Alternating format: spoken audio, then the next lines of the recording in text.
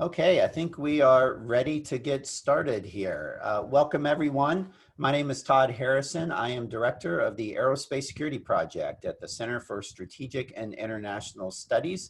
It's my pleasure to be welcoming a number of guests today for two panel discussions that we're having on the state of the space industrial base. We're going to have one panel where folks from DIU, the Space Force, AFRL, and NewSpace New Mexico are going to discuss the key findings and recommendations of a new report they are releasing today on the state of the space industrial base. And then we're going to have a second panel where we discuss what's in the report from different perspectives, from industry, from think tanks, and get different perspectives on how the space industrial base is going right now and is weathering the economic crisis that we're in today. Before we get started, I got a few administrative announcements. One is we will be taking questions from the audience today for each panel. So while the first panel is discussing, you can find the Q&A button at the bottom of the Zoom window. If you click on that button, that will open up another window where you can ask your questions. But first, look down the list of questions other people have already asked, and you can upvote questions that you want to see answered. If you don't see your question there, then feel free to type in your own question. We will be reviewing these questions as they come in, and the moderator will be asking them.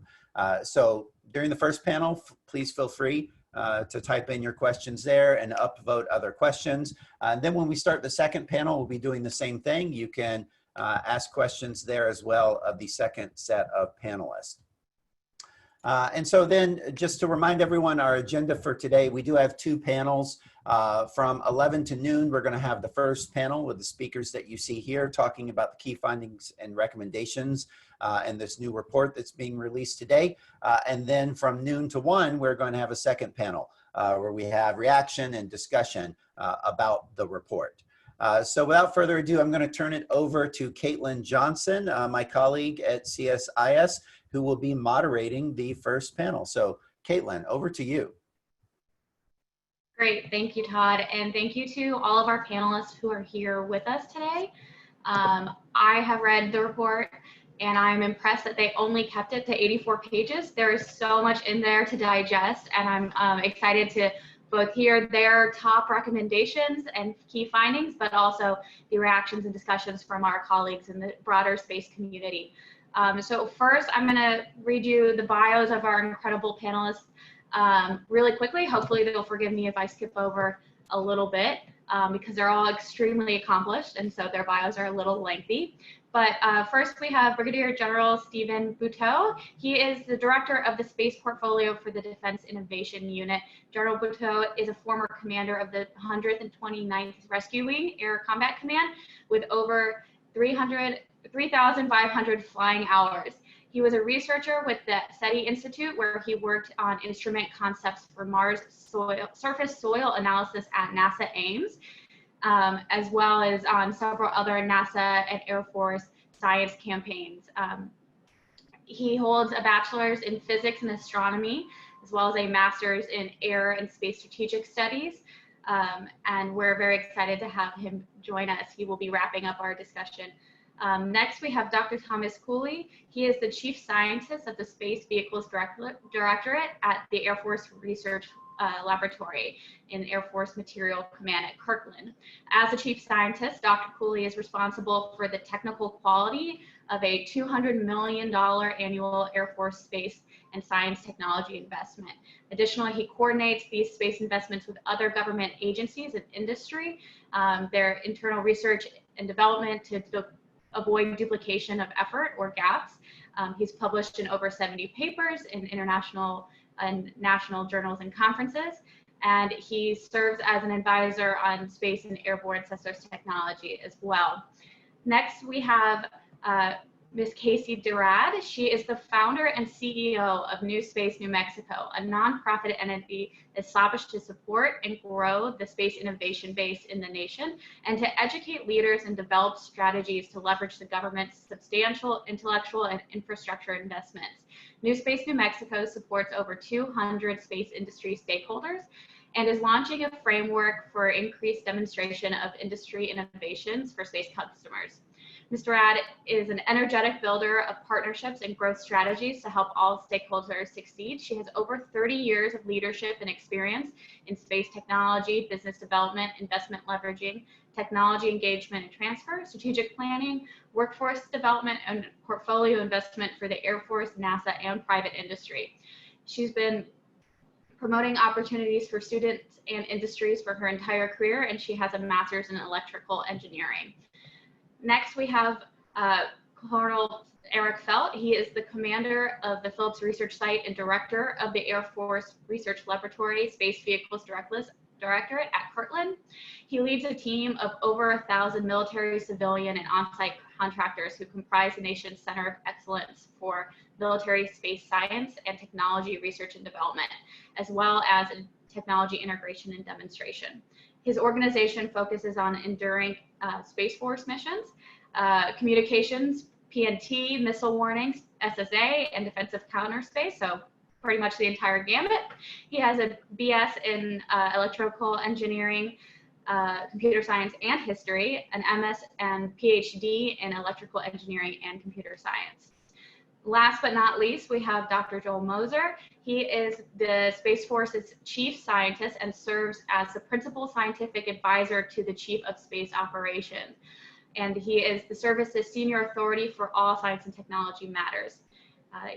In that role, he is the delegated authority to guide any substantive S&T program activities within the Space Force, and he interacts with other principals, operational commanders, combatant commanders, acquisition specialists, and international communities to address cross-organizational science and technology issues and solutions. He represents the Space Force on all high-level decisions planning in S&T matters, as well as when building coalition and alliances throughout the U.S. government, industry, academia, and the international community.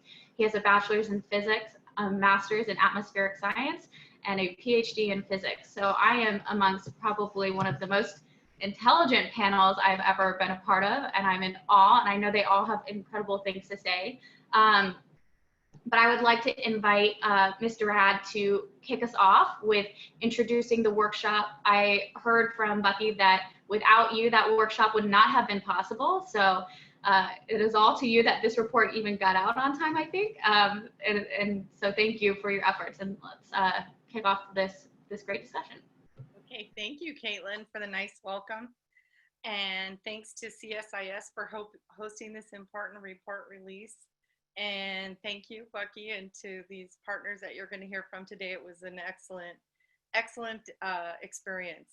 So just real quick, I know Caitlin said, but I'm leading NewSpace New Mexico, an organization established to support and grow the space industry in New Mexico and the nation, and for the nation. I won't go into more since Caitlin kind of went through that. But I want to say I was honored when NewSpace New Mexico was asked to host this very important State of the Space Industrial Base 2020 workshop in early May this year. It was in partnership with the U.S. Space Force, the Defense Innovation Unit, and the Air Force Research Lab. As our nation was dealing with COVID-19 crisis, this virtual workshop brought together over 120 leaders from across industry, from across government, and from across academia to examine both the near-term challenges of the pandemic, as well as to develop strategies and critical action required to sustain the United States' long-term commercial and military leadership in space. In early March, we knew we needed to reconvene the conversation from the workshop held in 2019. It was the State of the Space Industrial Base, Threats, Challenges, and Actions. The 2019 workshop identified challenges. That was very important. But this year's State of the Space Industrial Base 2020 workshop needed to focus on solutions. The workshop was planned for a live in-person event, but when restrictions were put in place and challenges to our economy ensued, we knew we needed to go forward even more so now and had to venture onto the virtual platform. I have to say it was daunting at first, but turned out to be very effective in getting the critical inputs needed. The virtual platforms leveled the playing field and allowed more participation and inputs, especially from industry. Guards went down and sleeves rolled up. And I have to say, some we don't know whether those sleeves are just shirt sleeves or pajama sleeves, but we all got to work. We were able to also engage excellent presenters that may not have been able to attend an in-person conference because of travel expenses and busy schedules. There were up to 6 parallel working groups permitting more dialogue. These working groups at times had up to 65 participants from industry, government, and academia. And one of the reasons I think this year's workshop was a success was because industry leaders were at the table, representing a very diverse set of companies.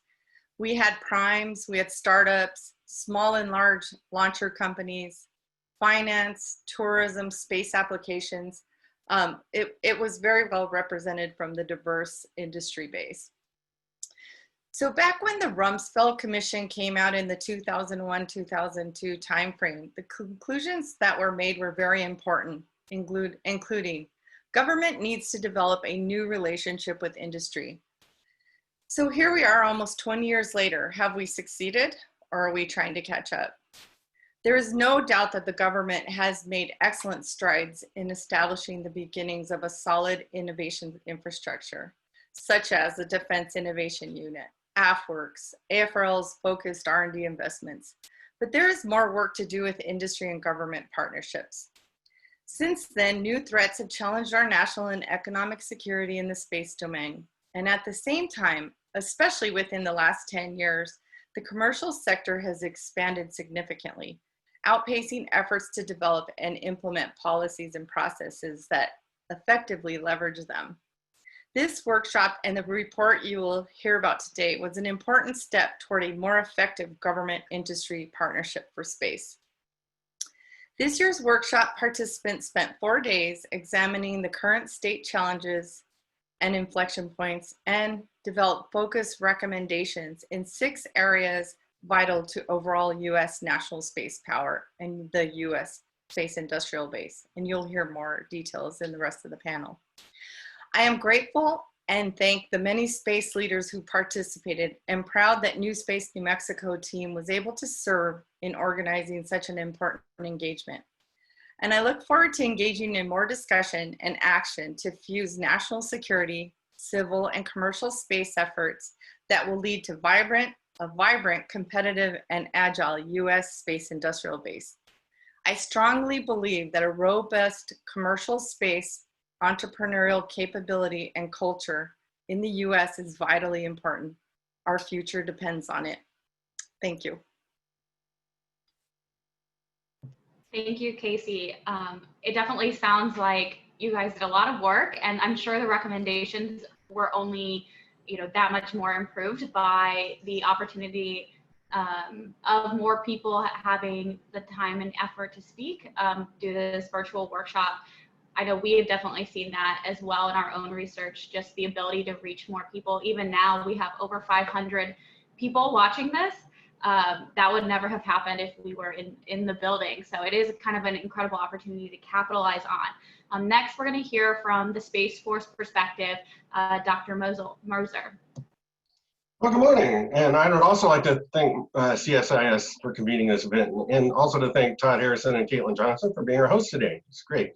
These are historic times in many ways, and we appreciate the opportunity to talk about space in that context. So I'd like to start my comments with the premise that the surest form of national security is a strong economy. Implicit in that strong economy is the idea of a robust industrial ecosystem full of entrepreneurship, investment, and innovation. So space is no exception to that, this premise. In fact, there are opportunities for the global space product to dramatically increase, some say by orders of magnitude or more, over the next decade or two. Space will very likely become an increasing component of the overall U.S. economy. So one big point to realize about that is that today we're at a very much at a precipice where private investment in space is driving the technology, not necessarily government investment as has been in the past. This is sort of a natural evolution, but it does represent a new era in the natural development of humanity as we expand into space. So the federal government needs to be aware of this development and help to maximize national strength in space through investment in science and technology, infrastructure, and STEM education, as well as the development of favorable norms, policies, and regulations that strengthen but don't stifle progress for the development of American space. So as for the conveners of this workshop, who you just heard introduced, and those of us on the panel today, we all work for the Department of Defense. Brigadier General Bucky Butow is with the Defense Innovation Unit. Colonel Eric Felt and Dr. Tom Cooley are with Air Force Research Lab, and I myself am with the United States Space Force. So we are all in the profession of arms. And as practitioners in the profession of arms, we must be mindful of this new space era for really three important reasons. Firstly, it's going to shape the environment that we operate in and will evolve our mission to protect U.S. interests both here on Earth and beyond in the future.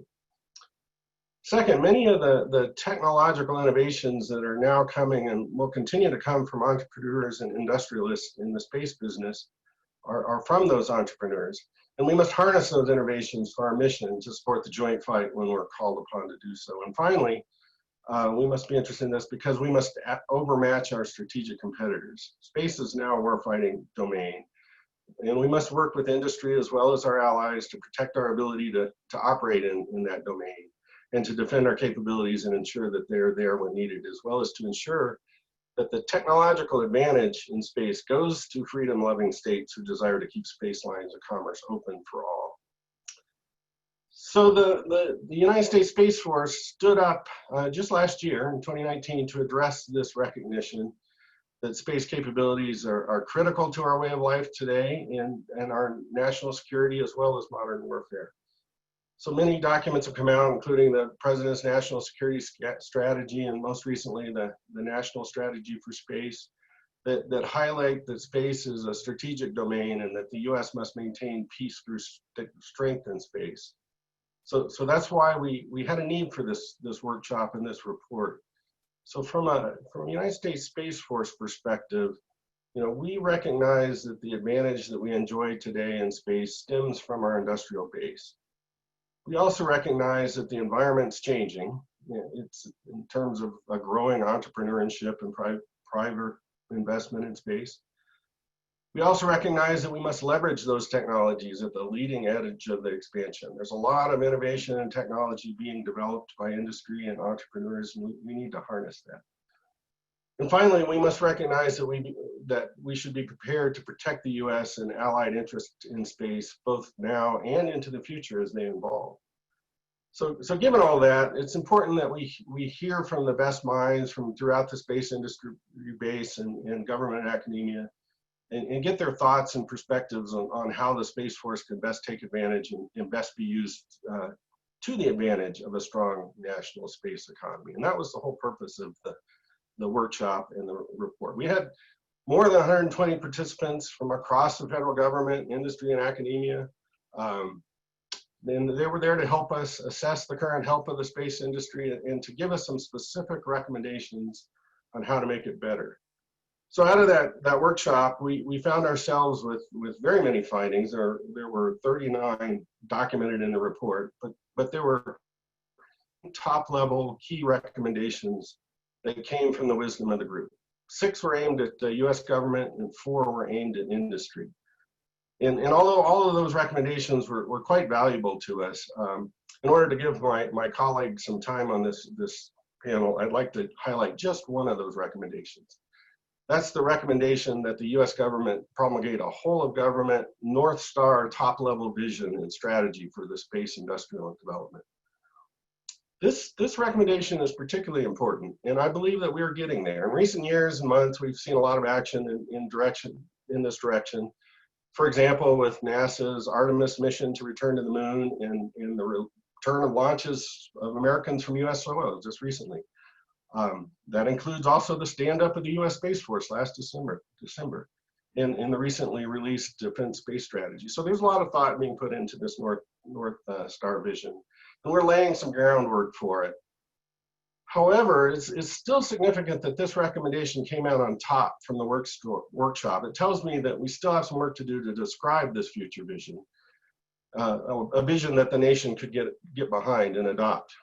We have to be specific in what we want the future as it relates to space to be, and we must make sure that the decisions we make today and the directions that we move in drive us to a future that we can all aspire to be proud of and live in someday. I won't attempt to completely describe that vision here today, as I think that we all eventually need to work together to formulate it.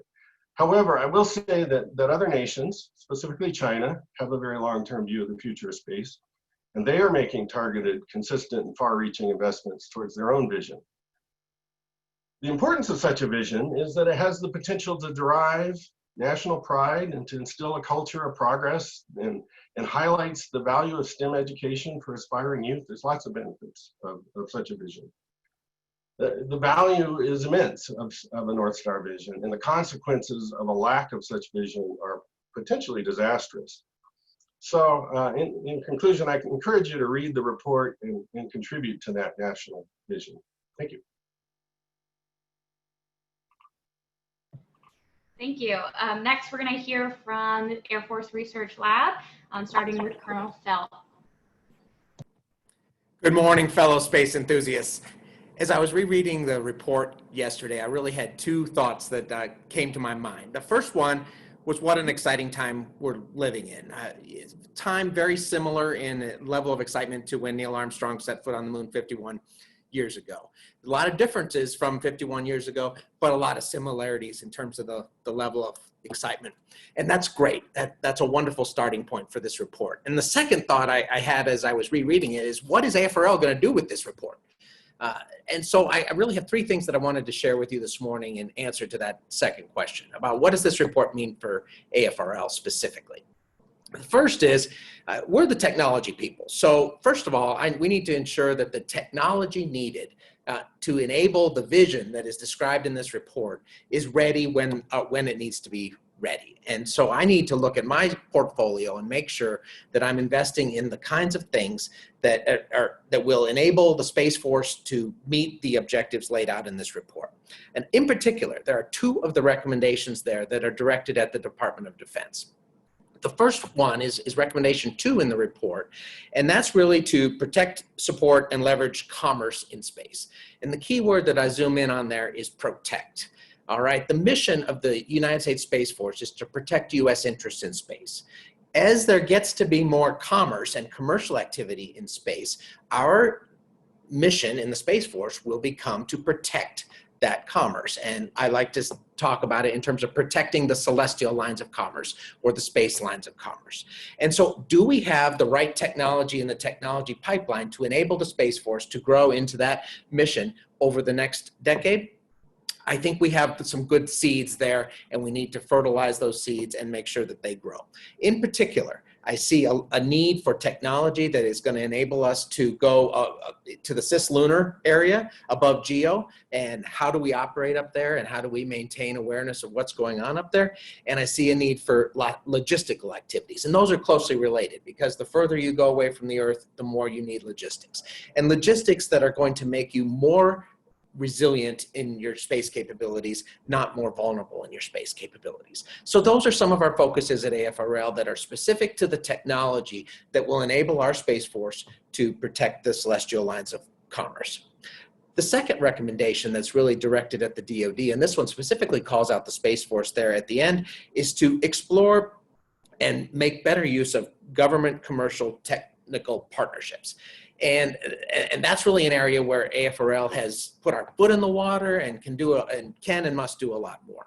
One of the things that made this workshop so great was all the participants from the new space industry, and to share their perspective, to be able to have the good discussions and eventually partnerships with them is one of the keys that made the workshop awesome. And it's one of the keys that's going to make U.S. space economy awesome as well. And so to use that recommendation and use our AFRL opportunities to be a start of these public-private partnerships in space on the technology side of things is something AFRL can and must do with this report. We have a guiding philosophy that, and it's talked about in the report, and we got this from the National Reconnaissance Office, but I love it. It applies to all of our government approach here, but it's buy what we can, build only what we must. And so to me, what that means is that we need to enable to be closely linked up to these commercial space activities so that we can figure out how those commercial capabilities can meet military and Space Force needs. And then we have ways to build what we call a hybrid space architecture, where you can take some of what we own and some of what the commercial activity has provided in terms of services that are available and merge those together into a hybrid architecture.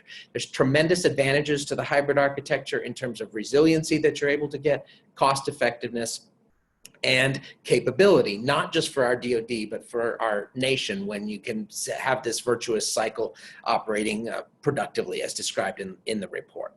So in terms of the first thing AFRL is going to do with this report, we're going to make sure the technology is ready. The technology is ready for cislunar logistics and other things that we need to be able to enable for the Space Force in the future, and that the technology and mechanisms are ready for these public-private partnerships that are talked about in the report that can take our capabilities to the new level and really turbocharge the innovation that we need. So that's the most immediate thing to me in terms of my technology mission of making sure that we digest the contents of the report and that we're ready to do it. But the second thing that AFRL is going to do with the report is really double down on the partnerships. And by the partnerships, I'm talking about within the U.S. government and with our allies as well. So one of the biggest surprises to me in going through the conference was I was very focused on our Space Force mission and our Space Force needs and the technologies that are needed for that. But really, one of the things that makes the U.S. government so powerful, and that the United States in general is so powerful in space, has nothing to do with the military. The military is one little piece of it, but we have all the other instruments of national power, as we call them, and the economic instrument of power, the commerce, using all of that to help us tackle these problems together was one of my key takeaways from the report. So doubling down on those kind of partnerships and this whole of government and this whole of nation approach to shaping this space industry and space commerce into being what we want is really an opportunity for AFRL that we need to exploit. So one of my second favorite quote from the conference is, "We must not become China to beat China." All right. So we don't want to do it the Chinese way. We want to do it the United States way, and really using our market-based partnerships and our economic might, as well as our military tools, to make sure that, again, we can create this virtuous cycle that feeds off of itself in terms of space commercial activity. So doubling down on those partnerships is the second takeaway for me from AFRL, and I look forward to getting after that and really emphasizing that we need to not just focus on the 20% of space technology investment that's coming from the government, but also the 80% that's coming from industry, and how do we work closely together to make sure we're aligned and making effective use of each other's resources as we go down that road. And then the third thing that AFRL can really do, and this one is really directed at the 10,000 STEM workers that we need to fuel the new space economy. And really that's just on the NASA side of things, so it's much higher than that. But what AFRL can do is show the excitement of this time in space to the younger generation. We have a ton of activities going on. The technologies have really reached a tipping point in terms of the capability that are enabling all kinds of new missions in space that we weren't able to do before. Well, so this tech tipping point is really what's enabling the space renaissance, and to be able to show that level of excitement and those opportunities to the younger generation are something that AFRL can really contribute to this, and I look forward to showing that excitement to the younger generation.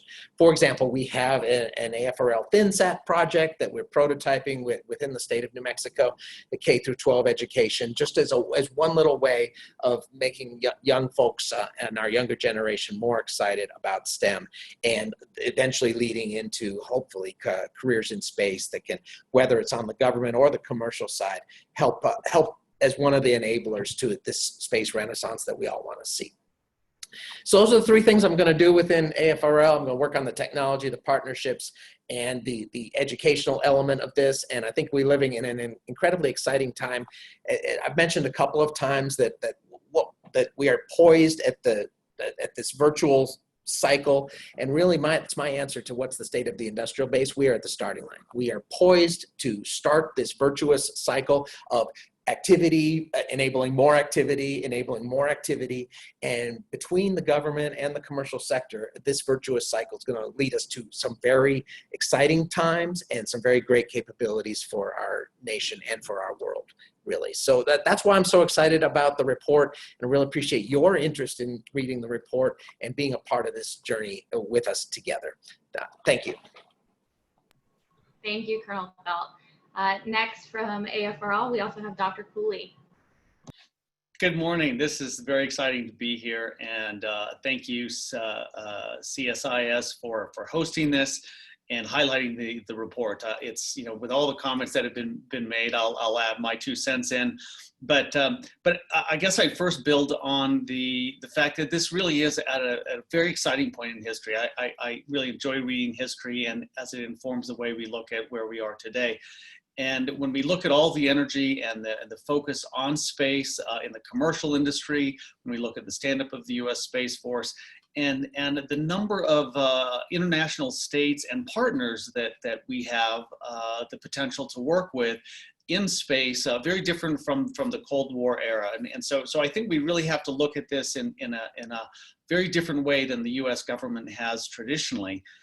And in that way, I also think of the history of the microelectronics industry, and how many years ago, 50s, 60s, even in the 70s, the U.S. government was the driver in the technology.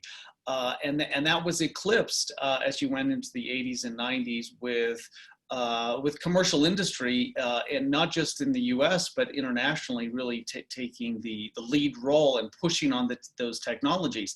And the government had to take a back seat and figure out, how do we work with commercial industry? And so, just as Colonel Felt was discussing, that 80-20 split, we don't know where that's going to end up, but in fact, if we don't figure out how, as a government and our allies, figure out how to partner with commercial industry, then we're going to lose out on a lot of capabilities and opportunities that exist. So we have to, a couple of things we have to do in order to do that. One, the U.S. government has to clarify what role we, the U.S. government, as well as our allies, are going to have in space. We have to, the second thing I wanted to highlight is set standards and norms of behavior.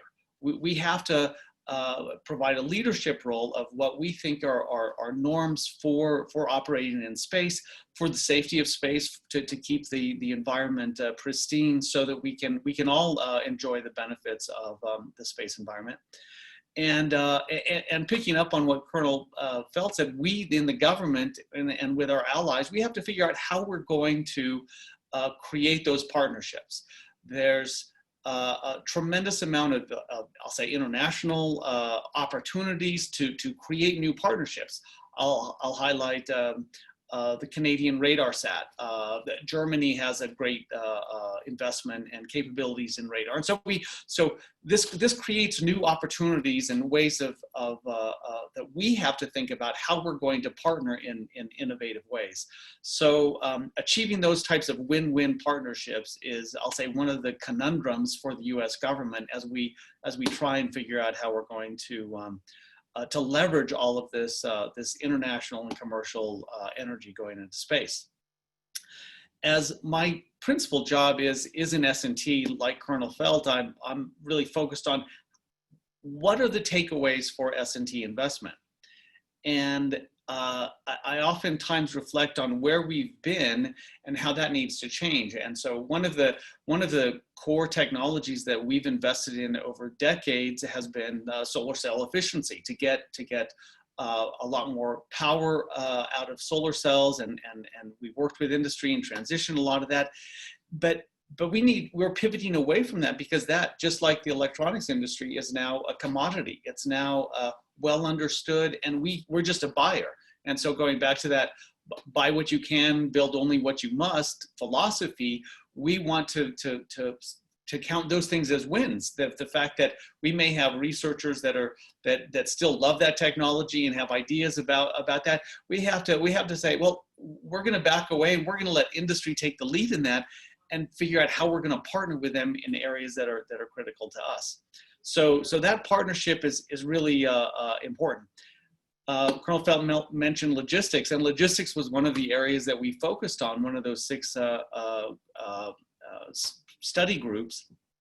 And logistics, I love the quote. It was cited out of West Point, but amateur study tactics, armchair generals study strategy, but professionals study logistics. We have not thought of space in terms of logistics traditionally. We haven't.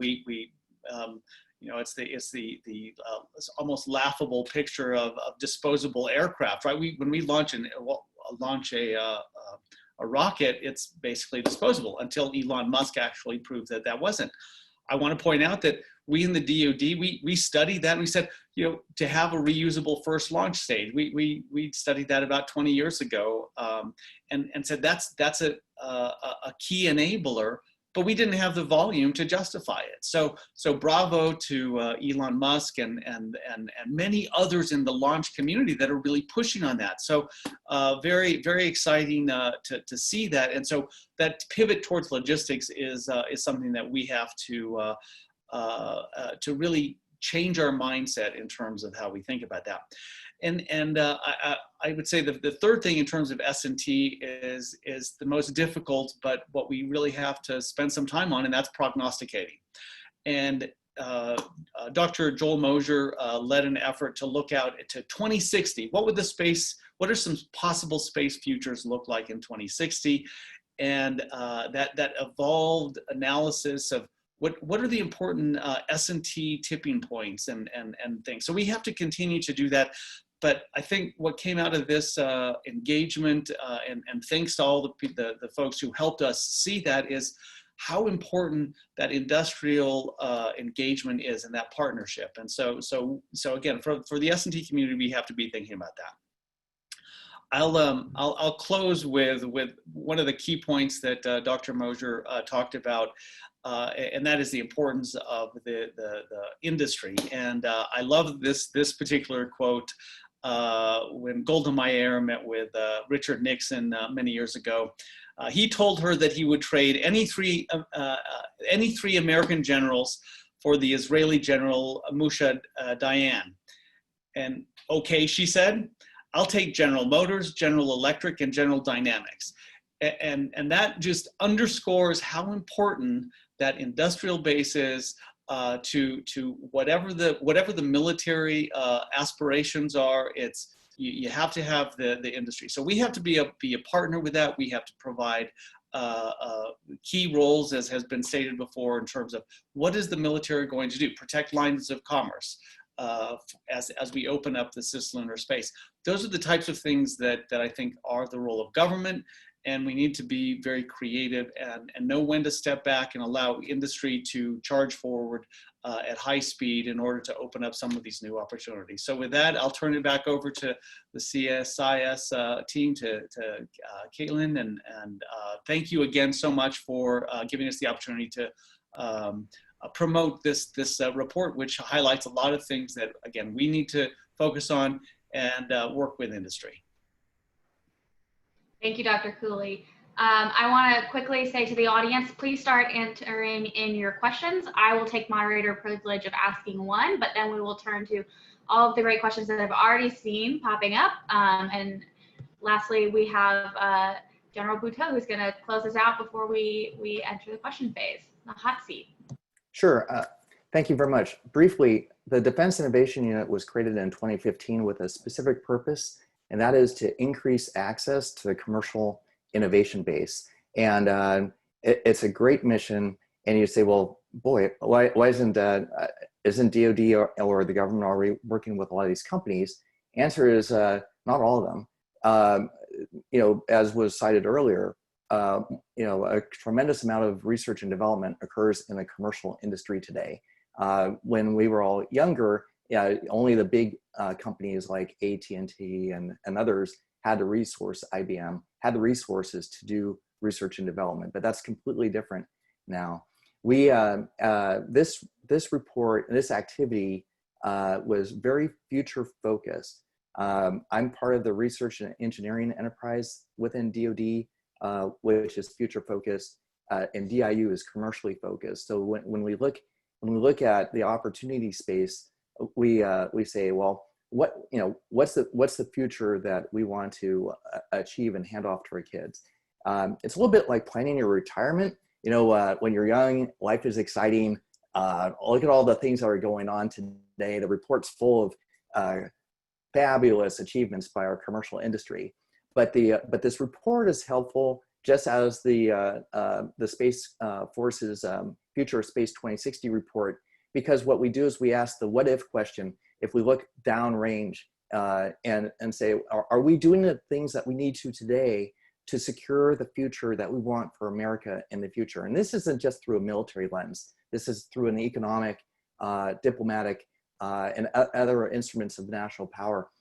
So if we want, we should be asking ourselves critically, how do we want the 21st century to end? And we need to look at that through the lens of the future, not through a 20th century lens, which is where all of our policy is written, right? So so there's tremendous opportunity here. I'll mention one other thing, which is really unique. This report focuses on that, but we also address the challenges from COVID-19 and the economic impact that resulted. More than 70% of the new space industry is financed with venture investment, and which is great when times are good, but the capital markets contracted earlier this year, and that stifled new investment and a lot of and recurring investment, a lot of things that we care about, especially launch, small launch, other capabilities. That's because our industry is tied to a free market economy. If you're not, if you're a commercial entity under a centrally managed economy, the priorities of the government, you can ride the tide through this crisis unscathed. So it's very important that we look critically at what we need to do. The Defense Innovation Unit is one of many organizations that is focused at the commercial sector, and it's been a real joy for us to participate and support both the U.S. Space Force and Air Force Research Lab Space Vehicles Directorate in this endeavor. Great, thank you. So as our questions continue to be filling in, remember you can upvote questions that you like, but I'm going to start off with kind of following on this note that Bucky brought up of COVID-19 and the related financial recession. How did that impact maybe the assumptions you had going into the report or the workshops, and how how were these issue sets particularly impacted? And in the commercial sector, we've seen OneWeb declare bankruptcy. The UK government is buying part of that. How did these kind of activities factor in, and where should the government be supporting perhaps in this financial recession, as we've seen private investment kind of falter or slow down in the space sector?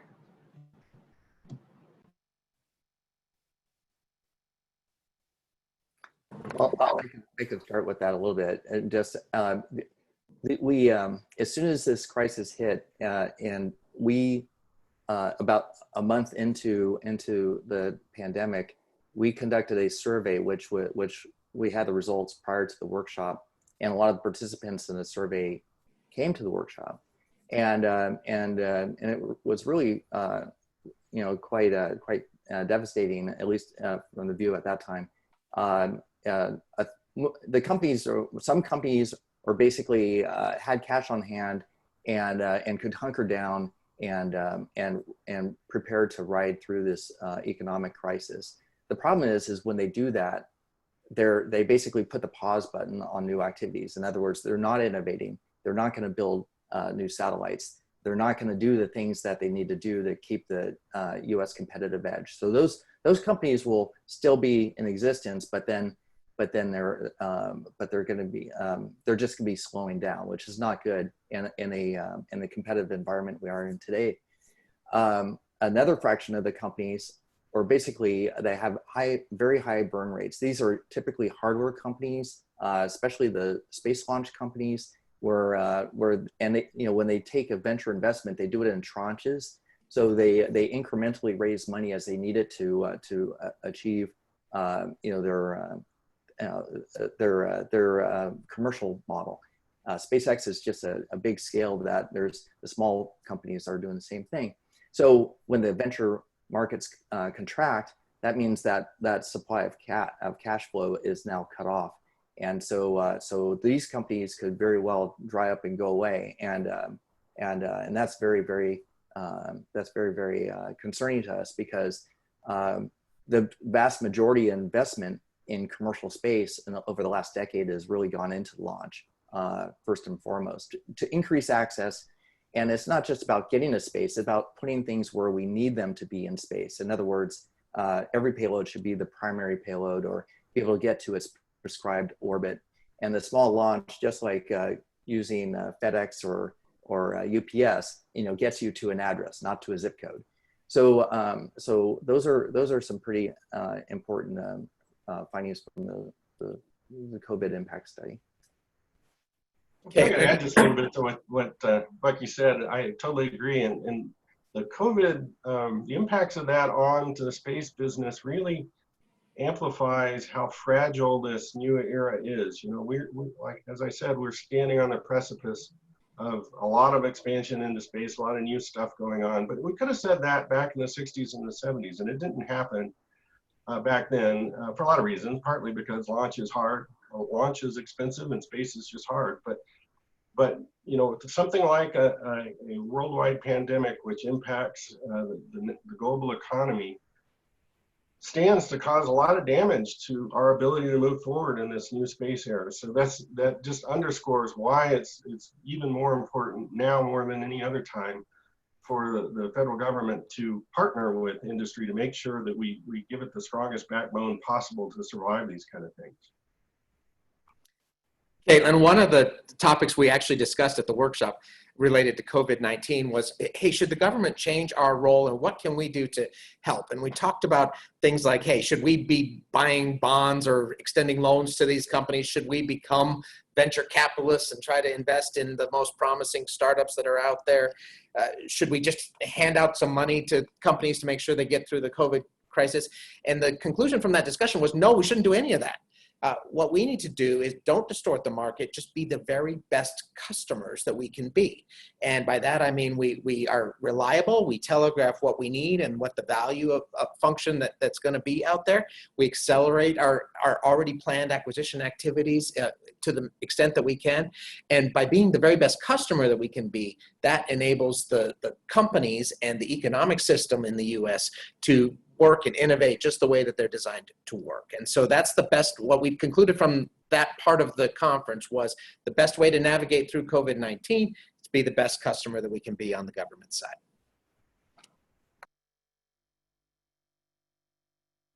Great, thank you. So building off that a bit, there's a question from the audience on what are some of these specific areas of where you can be the best customer? What is AFRL, DIU, or the Space Force? What are you guys looking at from the startup ecosystem and new space companies? So if you remember from a DIU's perspective, and we're somewhat future focused, our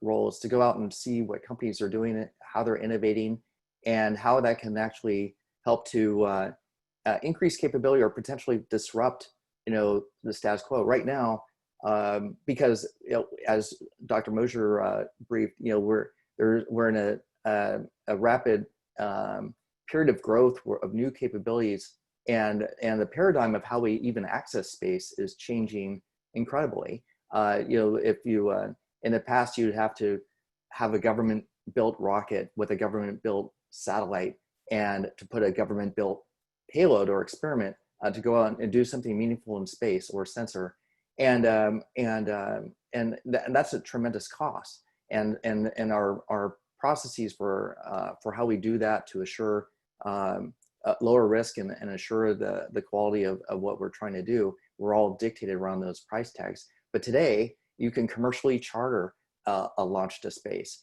You can ride share on a commercial bus. And so we're getting to the point now where you can actually one day have a modular sensor or payload that all you have to do is just pay somebody to put it where you want it, and not worry about all the other operational and sustainment costs. And if you don't want to do that, you can just subscribe to data. There's commercial companies that are out there that are providing all this, and they're providing it to the world, and which is wonderful. But that's the wonderful thing about commercial technology, is that it's really the best foundation for us to build our international partnerships and collaborations with all of our friends and allies. Because even during a crisis, you can exchange commercial information with even people who you would not normally exchange information with for the purpose of saving lives or improving safety in the air, land, sea, and in space. So there's a tremendous opportunity there.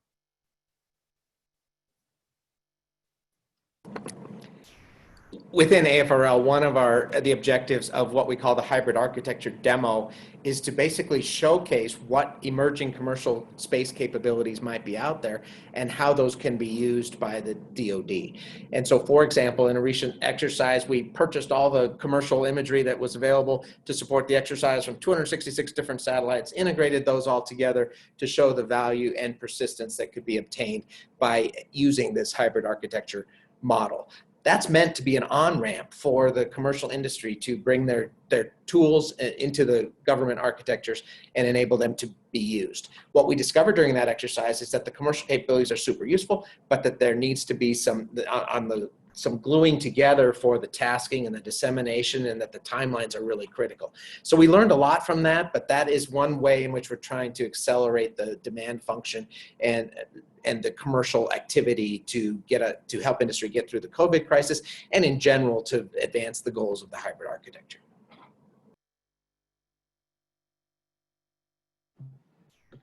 Thank you. So this is the top-rated question of the day: is should space be declared a sector of critical infrastructure like banking or the electric grid? We keep talking about this incredible opportunity to create a long-lasting, sustainable presence in space, and not just in lower Earth orbit or even geo, but up into cislunar space. In your opinion, if you can provide it, do you think it should be declared as I see a thumbs up from Colonel Felt. So that's a very important question and very significant. The one of the primary reasons for establishing the United States Space Force was that there was a recognition that space had become critical to our way of life, and there's just a million ways that that's true. There's just think about the driving directions you get from Google Maps to all the different communications, and that's only growing. That's only getting bigger. We now talk about getting rural internet through space, large constellations of low Earth satellites, and other new technologies that I think we can barely imagine at the moment. But if the trends are any indication, we will become critical. We will become critically dependent on those capabilities as they evolve. That's the thing about technology. It kind of sneaks up on you. You don't really wake up someday and say, wow, this is all new. It just sort of grows into your life, and all of a sudden you're dependent on it. So I do think that's an important consideration that our federal government needs to take on, is what aspects of the current and future space domain need to become especially protected in terms of our national critical infrastructure. So that's a great question.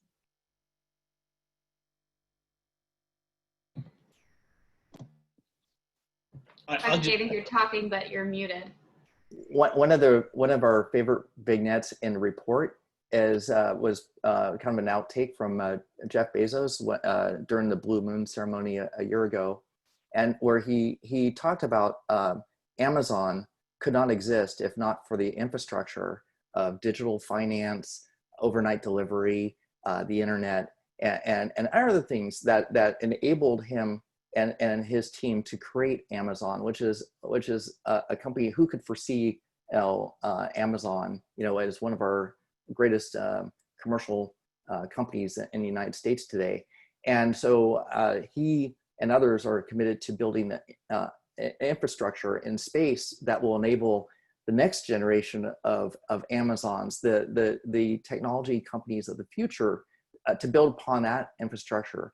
Absent that infrastructure, those type of companies don't happen. And this is really critical. History tells us that great power shifts occur when new technology enables access to new domains. The maritime during the spice trade, the railroad. You know, the United States was a great economic power 70 years before it was a great military power, largely because of its decision to build transcontinental railroad and do other things that during the Industrial Revolution. So these opportunities are vital.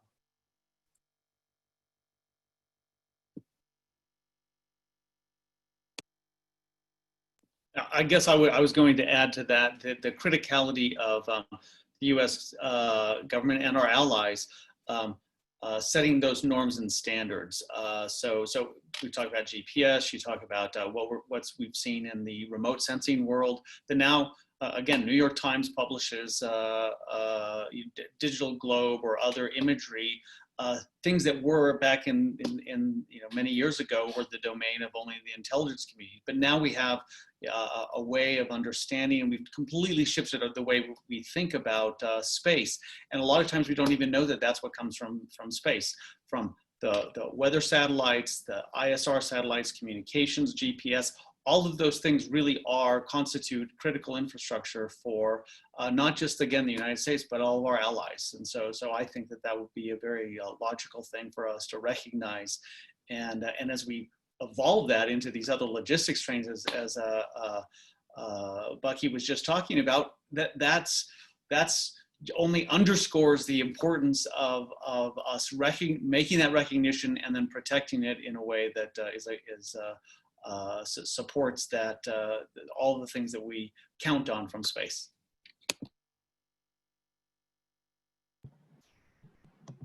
Thank you. So I want to ask maybe one more question before we turn it over to Todd. And I'm hoping to get both Colonel Felt, who brought this up in his remarks, but also Mr. Rad, who has a long history of supporting students and new organizations in the STEM community. So regarding the STEM shortcutting and reinvesting in our education, what are your thoughts about a program along the lines of an ROTC for STEM, where the government supports funding university tuition in appropriate degree fields, or what are some other ideas that maybe came out in the workshop or in these sessions to further support STEM education and reinvigorating the younger generation to join these different fields? Colonel, I'll go ahead and start. So during the workshop, one of the NASA leaders talked about the need for 10,000 STEM positions to support the Artemis program to get back to the moon by 2024. But for us, all of our industry stakeholders can bring up the concern for that US STEM workforce availability over and over. And so just the same as the need for all of government strategy for the space industrial base, and all of government and industry strategy needs to be done for the STEM workforce needs.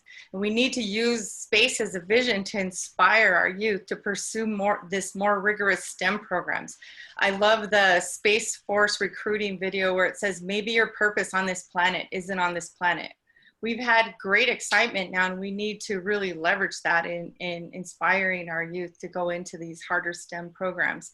And from my experience leading stellar STEM programs for the Air Force, there's a lot of great programs out there, but they're uncoordinated. So we need to look at sort of a national level how we do this to attract our own US STEM workforce. And so there were a number of ideas that came up in the workshop, and I'll let and Colonel Felt really has had a great idea with the STEM ROTC, but also some K through 12 programs to develop these thin sats. Actually, it could go all the way to undergrad. But on an economic perspective, maybe we waive student debt. You know, the Space Policy and Finance Group talked about setting up STEM centers of excellence and government academic partnerships. we really need to just bolster that pipeline, look at maybe special teacher STEM certifications with the added pay. So I really think, you know, we need to look at this nationally and address this just as we do for the overall innovation base. But Colonel felt you should talk about that RUTC program. It's great. We did have a lot of fun talking about brainstorming about ways to get after this challenge, which is not a new challenge for the nation, but if we really are going to succeed in this race that we're at the starting line for, we need some new tools in our toolbox. And so the STEM ROTC idea was basically a concept that, you know, no U.S. citizen who wants to and is able to study STEM should have to pay for their undergraduate degree, as the vision that's out there. And so if they are willing to get a STEM degree and then work in U.S. STEM industry afterwards, then there would be scholarships or loan forgiveness or something attached to that as an incentive for young people. And it just comes back to, I was thinking about my own experience. When I was 18, I didn't even know what electrical engineering was, but I saw that the Air Force was giving out these scholarships to study electrical engineering, and I was like, well, I'll give it a try. And you know, I loved it, and it worked out great, and I would not have done that without that scholarship incentive. So the idea is, okay, when you're 18, you can be easily influenced by the affordability of college, and this is an opportunity for us as a nation to use that tool to help us get after the STEM workforce shortages in return for service in a STEM field in U.S. industry after graduation. So that's the basic idea, and I think it's what look forward to more discussion about it. I think it's pretty inspiring. I know so many people who would not be in the space community without, you know, going to space camp or being introduced to some of these, you know, different experiences at a young age. And so I really admire and am very impressed by the panel, and then also, you know, your thoughts in the report. I highly recommend everybody read it. It is well worth the 84 pages. So please, virtual applause for our inspiring panel. A lot of hard work went into this report, and we are at CSIS so happy to help facilitate this discussion. I'm going to now turn it over to Director Todd Harrison and the second panel to talk about industry's reaction, and as well as furthering the conversation about how do we take and implement these recommendations that our panelists put out. So thank you. All right, thank you, Caitlin. It was a great discussion. Thank you all for presenting the report and the key findings. It's my pleasure now to let everyone know that we actually have added a panelist since the webinar started. We also have Kevin O'Connell from the Office of Space Commerce joining us for this second panel discussion, where we're going to react and give some more discussion to what was in the report that's being released today. So without further ado, I want to go through and quickly introduce all of our panelists. So Mandy Vaughn is the president of Vox Space. Prior to becoming president at Vox, she was senior director of business development and mission management of Virgin Orbit, which is the parent company of Vox Space, where she supported business development on Launcher One program for both the government and commercial customers. Next, we have Therese Jones, who is Senior Director of Policy at the Satellite Industry Association. Prior to joining SIA, she was an assistant policy researcher at the RAND Corporation, where she focused on space policy. We also have Dr. Pavia Lal, who is a senior researcher at the Institute for Defense Analysis and the Science and Technology Policy Institute, STIPI, where she conducts studies and analysis to support different government offices, including OSTP, the National Space Council, NASA, DoD, and the intelligence community. And last but not least, joining us is Kevin O'Connell. He is director of the Office of Space Commerce at the Department of Commerce, where his office has responsibility for really being an advocate for the space industry within the executive branch of the U.S. government. Mr. O'Connell has previously worked in the Department of Defense, Department of State, the National Security Council, the Office of the Vice President, and at the RAND Corporation, to name a few. And he was actually the first director of RAND's Intelligence Policy Center. So now I want to start with you, Mandy, since you really are on the front lines of the space industry here. I want to get your perspective on what is the state of the industry and what's your outlook for the future, given everything that's going on with the economic crisis and everything else that's going on with the pandemic. So over to you, Mandy. Sure. So not an easy question to answer by any means, but thanks. First of all, I want to thank Todd and Caitlin for putting this together today.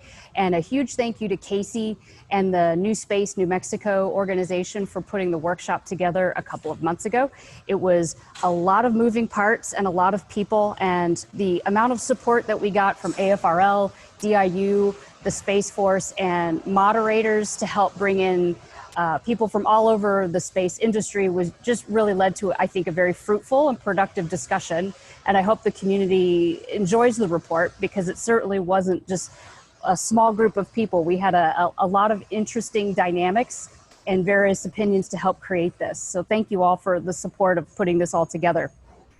So I think, to get to your question, Todd, one thing that I think is also good with the report is it does a nice job of, I think, really highlighting kind of the near and midterm inflection points that we can use as kind of navigational aids, which could be useful at any point of time in terms of being wary. How do we know if we're on the right track? How can we take advantage of these and try to achieve some of the goals that were outlined by the earlier panel? But I think more fundamentally immediate is, as General Butow was talking about, on the impact of COVID and COVID-19 kind of across the industrial base. In many ways, it can seem like things are fine on the surface, but DIU moved out very, very quickly with this State of the Space Industry survey and found that if you peel the onion back into some critical sectors of the industry, maybe all is not so rosy. But where I think the call for action in the report is quite healthy is it isn't just about what do we need to do for some immediate actions to try to respond and recover from the COVID-19 crisis, but what are policy or economic or acquisition authorities, or what are longer term impacts a year or 15, 18 months from now that we should think about globally, whether you're part of a sector that was impacted by this or not. What are opportunities, what are risks, what are threats that we might need to think about as a whole US-based space industry? So I thought the report and the survey done by DIU was excellent in that regard.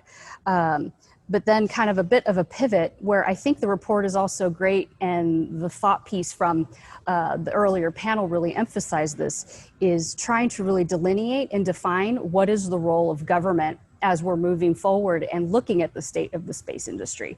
I really appreciated both the Space Force and the AFRL perspective that their role as the good customer is really critical, because that role of the good customer not just provides what the report calls the North Star for what is this doctrine, what is this desired end state, but also some element of stability. And so I definitely think that what they're touting there is absolutely spot on.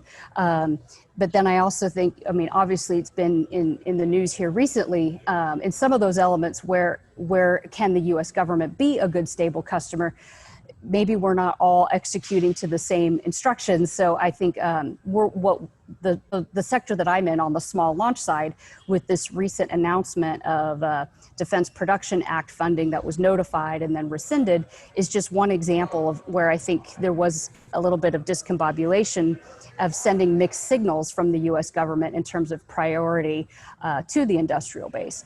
So I think it's kind of an interesting couple of months to really kind of live both sides of this in terms of how can we really make sure that we're making smart, informed actions to deal with the coronavirus pandemic. What does that mean, not just for the near immediate term for the industrial base that does need some attention, but what are opportunities for our entire ecosystem to be able to make sure that from a policy and economic perspective, we're taking advantage of the right opportunities, as well as strategically making sure we don't miss an opportunity as we move forward. So thank you again for having me here. I appreciate it. Great, thank you, Mandy. And Therese, I want to go to you next. Before I do that, I want to remind everyone that we are doing Q&A with the audience. We've cleared out the questions from the first panel, so we're taking new questions for this second panel. But Therese, what are you hearing from companies more broadly in the space industry, and what are some of your initial reactions to the report being released today? So I think the report was definitely great. You can see in the report that there is the shift toward commercial partnerships, as they spoke about in the last panel, and really enthusiastic about that, looking at the industry or looking at the government as the being the best customer. I think there have been a lot of reforms within DoD recently. And I mean, three of our main principles that we usually talk about on the regulatory side, but I think would help us a lot in acquisitions too, is making acquisitions open, transparent, and predictable, and sort of streamlining processes. And I think the report did a great job about talking through how to combine DoD efforts and be a better customer. And just recognizing the increasing importance that the commercial industry is playing on the military side. We're at over half of all active satellites in space being commercial right now, and so they are going to be of increasing importance. And then, going back to that critical infrastructure point earlier, I think there's an increasing recognition that space is critical infrastructure within certain parts of the government, particularly with COVID-19. We saw DHS indicate that the communication sector, which includes commercial communication satellite operators, was considered critical by the federal government. And certainly the military views it that way as well. I think we have some work to do in getting the whole of government to recognize that the space industry is critical infrastructure. For instance, we talked with Representative Walden, who's been a champion of the space industry on the Hill. And he definitely thought space should be considered critical infrastructure, but it's not something he thought about until we sat down and had that conversation with him. And sort of pointed out there's more work to be done in, on the legislative side, talking about space as critical infrastructure. Also, I mean, the report mentioned, one of the quotes from the report was, should the US lose the competition for space-based internet and Earth-based sensing, rival powers would have increased leverage to control the flow of information, conceal transgressions, and push propaganda. So that just goes to show that there's increasing, emphasis on both geopolitical and economic impact of the commercial space sector and its general impact on national security and stability. We certainly saw that recently with the bankruptcy of OneWeb and sort of the treatment and discussion around it of not wanting OneWeb to fall into Chinese hands in particular.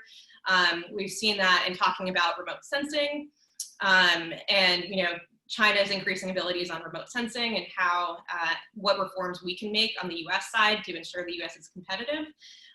But another big thing that I saw in this report that I hadn't seen elsewhere before, which I think was mentioned in the earlier panel, was that space is an instrument of an economic instrument of power. And there's sort of a whole government approach that needs to be taken to ensure the US remains competitive in space. And that includes pieces like the regulatory reform piece, which Kevin, I'm sure we'll talk more about, but the remote sensing regulatory reform that's happening that, streamlines remote sensing licensing and makes it much easier and faster for remote sensing technologies, particularly those that have already been demonstrated, to get licenses. And we'd certainly like to see, the expedition of commercial communications licensing as well, because other countries are becoming more competitive. Companies don't always use the US as, the primary licensing administration, just because the licensing process is very lengthy. Also want to make sure that there is spectrum allocation for these different applications. We saw conflicts this year of the world radio communications conflicts between even different parts of the federal government. One of the more popular ones was, looking at weather satellites and potential interference at 24 gigahertz, where NTIA had a conflicting view with the FCC. And there just needs to be more government coordination there, but that really impacts how space will be used. And then another thing that was mentioned in the report was government financing of commercial space. both on the DoD side, but then one thing that's been great that's happened this past year was XM was reauthorized. And XM recently gave a presentation on, the impact of the space industry, XM on the space industry. And they're really looking at it as an instrument to ensure the US maintains its competitive advantage over China. Before this XM reauthorization from 2015 to 2019, the XM didn't have a quorum and wasn't allowed to, give financing over, I think, over a certain value to finance large projects. And now, these companies that didn't even exist back in 2015 are able to go to XM and get financing to ensure the US maintains its competitiveness in space. So I'm really enthusiastic about this full of government approach and the DoD interacting more with the other agencies in the federal government that are more commercially related. So that's all I got. Thanks. Great, thank you for that. And so now I want to go next to Pavia. You're the person on this panel that is more independent. You're not with government, not with industry. You're at a federally funded research and development center. I know you've done extensive work and research on the space industry and the international space economy. Pavia, what are some of your perspectives on the key recommendations in this report?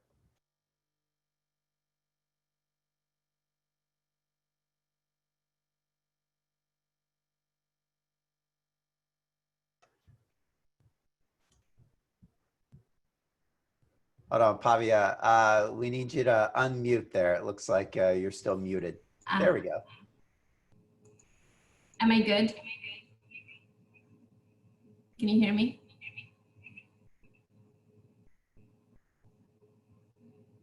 Yep, we've got you now. Okay, good. Well, I was saying that, first of all, I wanted to thank Kevin for being the token male on this nearly all-female panel. Thank you. But with that, to your question, Todd, so I represent an FFRDC, as you said. So apart from the overarching comment that we absolutely need to have a strong space industrial base and use it to begin to build a space-based logistic infrastructure, my comments will focus on the evidence base for the findings and recommendations. So I can just kind of go recommendation by recommendation, and I hope I remember the order. So the first one recommendation, we absolutely need a whole of government approach. Indeed, a whole of enterprise approach to grow our space enterprise. Having a siloed approach may have worked in the era when we didn't have physical constraints or an external threat. But going forward, we need better communication and coordination across organizations. And obviously the devil's in the details. For a spy satellite, a whole of government may be infeasible, but maybe for export control, we do need to work together as a unit. On the second recommendation regarding protecting US commercial interests, I'm not sure DoD should focus, at least in the near term, on protecting US commercial entities. Adding more missions to DoD while it's still working on delivering on basic ones, it's fraught with challenges. I understand that this is what we do on the high seas and the report talks about it, but we need to really think carefully about how that translates into space. And again, in sort of the next decade or so timeline.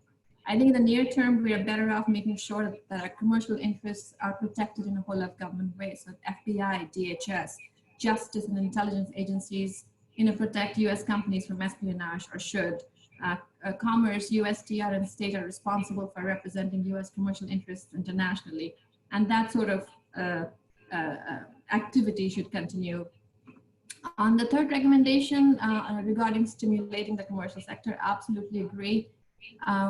We need to do that. However, we have not seen any evidence that we need any exotic instruments. In an evaluation of industry needs that we did, for example, we talked to companies, and what they needed were things like upfront R&D funds, government buyers, testing facilities. Not one entity talked about needing a commodities exchange or other advanced instruments. Our finding was stick to the basics. Make greater use of less restrictive contracting mechanisms that allow a broader range of organizations to participate. And if the technology is undeveloped, use SBIR and other technology development contracts or grants to be useful. On the fourth one, 100% agree that we need to collaborate with allies. Indeed, that is our one advantage over our adversaries that we need to leverage as much as is reasonably feasible. After thinking about international activities, I want to underscore a point that I think Colonel Felt made, and I think maybe Tom did too, Tom Cooley, that we shouldn't do something simply because China is doing it. We need to have our own path based on our self-interest. So while we need to understand what China is doing in space, our cost-benefit analyses are our own. We don't, as Colonel Felt said, we must not become China to beat China. On the fifth one, the need to fill 10,000 STEM jobs. I would like to better understand that number. Where did it come from? Past experience has shown that a supply push needs to be balanced with the demand pull. If we see growing government investment in the area, we are likely to see students take up more space relevant studies and careers. So again, a little bit more information on sort of the evolution of that recommendation. And last but not least, strong agreement that public-private partnerships are critical to achieve our goals. There is evidence in our reports and other places that the private sector putting its skin in the game can accelerate innovation. But here there's a trade-off that the government has to make and doesn't like to make. When private parties put money, they want flexibility and they want control over technology, over IP, over the customer base, which means the government has to give up some control. And as we've learned from the example of NASA trying to develop human landing systems on the moon, Congress isn't necessarily pleased with the public-private approach NASA is trying to use. So, again, there are trade-offs. All right, great. Thank you for that. And so next, I want to go to Kevin, who is actually joining us by phone. So folks, you won't be seeing video. But Kevin, I want to get your perspectives on the report, but also your overall assessment from the commerce perspective on the state of the space industrial base and government efforts to help undergird that base during this economic crisis.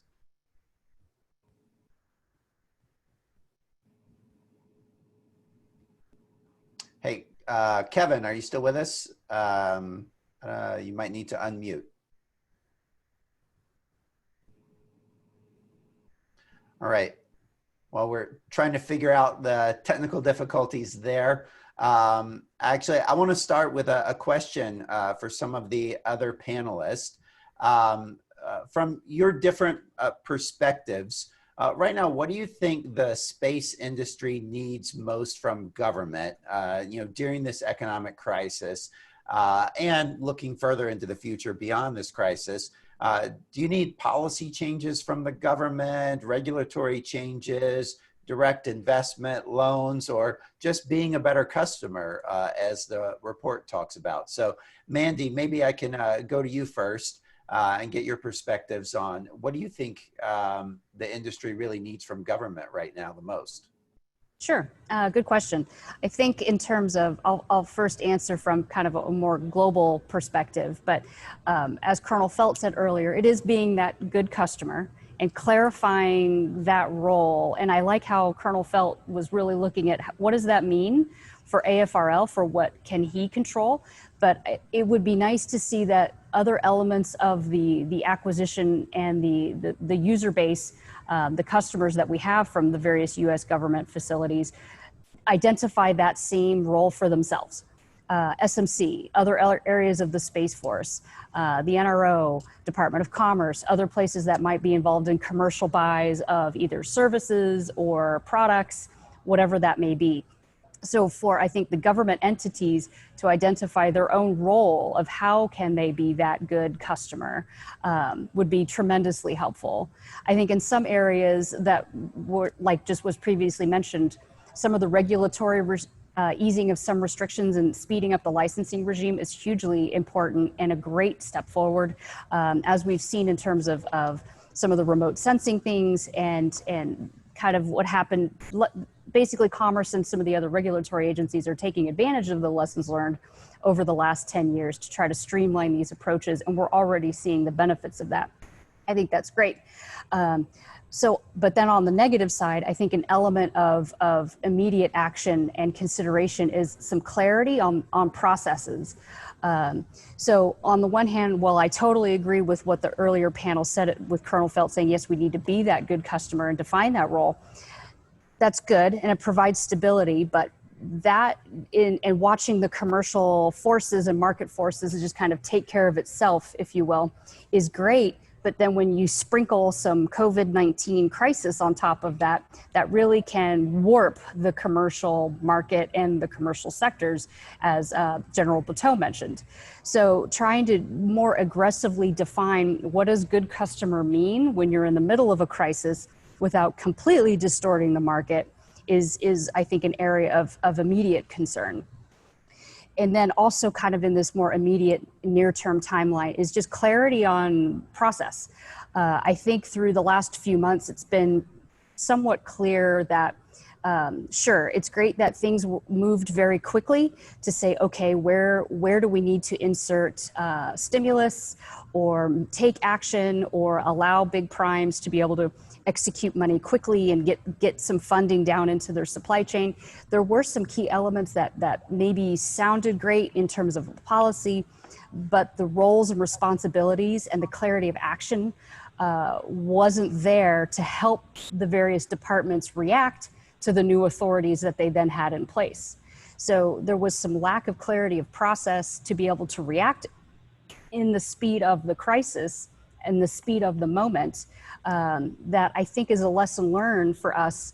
Not that there may be another global pandemic of this scale in the near term, but there's certainly going to be some kind of crisis, whether it's just a small subset of the overall space industrial base, geographic, whatever. So I think there's some huge lessons learned in terms of how can we be able to react in the speed of a crisis. And in some of those elements, it may be really reevaluating what are some of the authorities that existing groups have.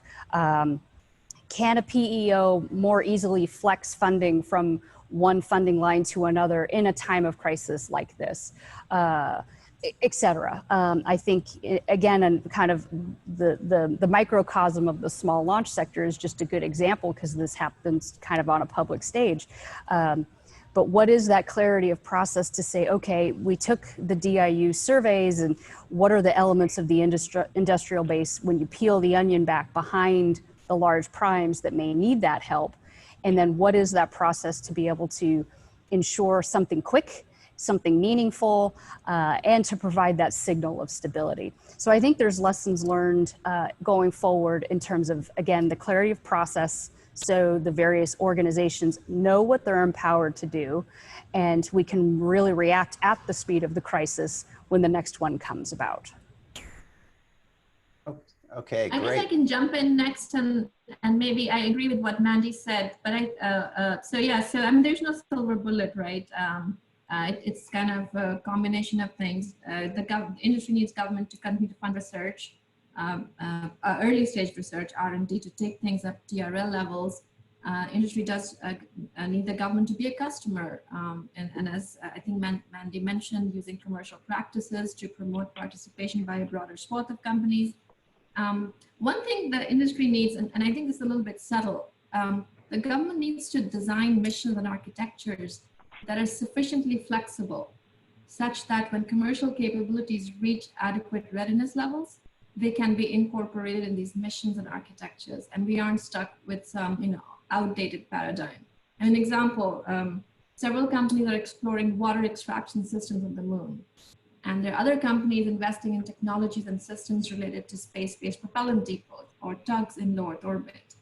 The government should have architectures in place so when these capabilities are mature enough and commercially available, the government can quickly transform them or transition their operations to exploit them. And I think last but not least, the government needs to focus on sort of system level planning and coordination. Again, this is something we saw in the DIU report of the North Star comment that has come up a few times.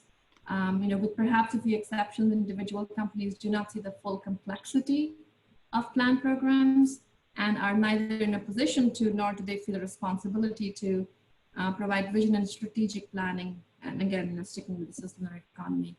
And that's something the government needs to consider. Yeah, that's an important point that you raised, that there are a lot of new capabilities being developed by commercially oriented space companies. And if the government likes those capabilities and wants to utilize them, it needs to be ready to, and it needs to, be ready to be the first in the line to be a customer. I actually want to try Kevin again. I think we might have gotten your connection right. Kevin, over to you. If, I hope so. Comments, go ahead. Any luck? Can you hear me now? Yes, that works. Oh, excellent. I'm sorry about that. Beg your pardon for the technical glitch before. Topic of conversation is really quite interesting and something that I want to focus on. But let me just start with a couple of comments. And Todd, I heard your charge before you called on me before. First of all, thanks to everybody. Thank you, Todd, for the invitation to join. Thanks to CSIS. Thanks to Defense and our colleagues who put the tremendous report together. I did have a chance to take a look at the report last night, and I actually had the pleasure of participating in the Space New Mexico event that led the development of the report. So it's nice to see it come to fruition. It's absolutely wonderful to see a growing recognition of the links between economic growth and development and national security, and that's something we're seeing strengthen in all of our policy discussions that are led by the Space Council, and also things that are advancing American leadership in space. When I read the report last night, I could not help but notice the parallels between the DIU report and the report that came out of the White House and the Space Council last Thursday called A New Era for Deep Space Exploration and Development. In fact, I think there might even be a cross-link there. And you see many of the same themes: emphasis on private sector participation, emphasis on international partners that are key in both. And of course, in the White House document, the Department of Commerce is called upon as the lead advocate for the growth in space commerce, both on Earth and in space. And so let me maybe just hit a couple of high points of my read of the report. First of all, as was mentioned earlier, we were pleased to see the recommendation that DoD will, quote, protect, support, and leverage space commerce. One of the benefits of having a space force, from our perspective, is to help create a more stable and predictable environment in space for continued commercial investment and the growth of space commerce. The growth and diversity of space commerce, we believe, will be a stabilizing force in space. And while there's a wide range of international interactions by our colleagues in the U.S. government, one of the things we see most often at Commerce is so many countries that would like to somehow participate in the space economy. And so we have lots of exchanges with others about that. We also welcome the discussions about helping finance the industry. Some of you participated in the early, I'll say late 2018, early 19 discussions that we had at the department, led by the Secretary, with the space finance community and the space insurance community. We thought that in addition to the conversations going on surrounding industry response to COVID, that we would check back in with those communities. Bucky was actually part of some of those discussions. But what we're trying to do is understand not only where they stand, given the economic situation, but also to look for new mechanisms to, if you will, extend the finance portfolio beyond the early stages. Again, Bucky focused on the venture capital dominance in this market. Are there ways to actually extend that lifeline of finance for companies that actually have longer term horizons for revenue and profit and things like that? The Secretary focused on that back in 2018, actually. So some of you participated last October in an event that we had at the department on the unique challenges of small business space startups. We're looking at reprising that event once again, sort of having that again, maybe virtually in the near future. To follow some of my colleagues' comments on the panel, the focus on talent is also welcome. Like Dr. Lal, my question about the 10,000 number was, how did we actually get to that number? But of course, at Commerce, what I often focus on is that while we will need all the technical talent we can get, we're also going to need a much more diverse slate of talent to actually take advantage of the space economy of the future. And so we should be not only looking to the STEM activities, but we should also be looking to what other disciplines people are encouraging folks. And someone said it before, how are we inspiring people from all walks of life to participate in the future space economy. Finally, the report emphasizes the idea of protecting American intellectual property from foreign theft, and you know, that speaks squarely to a couple of the capabilities that we have in the department and our sister organizations, the U.S. Patent and Trademark Office, but also NIST. And so those organizations will also be key to helping industry achieve the visionary goals that are in the report. I just hit on a couple more points, and Todd, you'd asked me to talk about sort of the state of the industry, but let me hit on two other points first. What we are talking about in a lot of ways is the need to anticipate better what is coming in the market. And so Bucky talked about it earlier. He has what I might call, or what we might call, a horizon scanning organization, an early place to see what capabilities are coming in the market. We absolutely have that same kind of capability at the Office of Space Commerce. And I'd say that one of the things that has been the most inspiring during the crisis has been that entrepreneurs are still knocking on the door, even virtually at this point, to showcase new kinds of capabilities that are coming into the market. That's been a very powerful thing, and a sign we've had for optimism. But that idea of anticipation, what's coming in the market, and the government has to think about this from so many different perspectives. We've talked a lot about how the government should think about maybe as being an early adopter. We've seen in some of the pitch days and other forums like that, where the government, for unique government missions, is actually stepping into the market quickly to acquire capabilities. But we also have to think about it from a regulatory perspective, making sure there are not barriers to regulatory barriers that are impeding people coming into the market. And Mandy just hit a little bit on this as well. The last thing I'll mention on this is, Therese hit on this point, we are actively looking right now at the economic instruments in the U.S. government that can actually support the U.S. commercial space industry. And so we've had a process. Therese hit on the Exim Bank. We think that's a very positive development. Some of you may have participated in their transformational technology series a couple of weeks ago. But there are other economic instruments in the U.S. government, and at Commerce, we are trying to work with our Space Council colleagues and the rest of the interagency to highlight what other tools are in the toolkit on the economic side. And so you should expect to hear more from us in the near term on that specific issue. So maybe on that note, I'll stop in the interest of taking questions for the panel.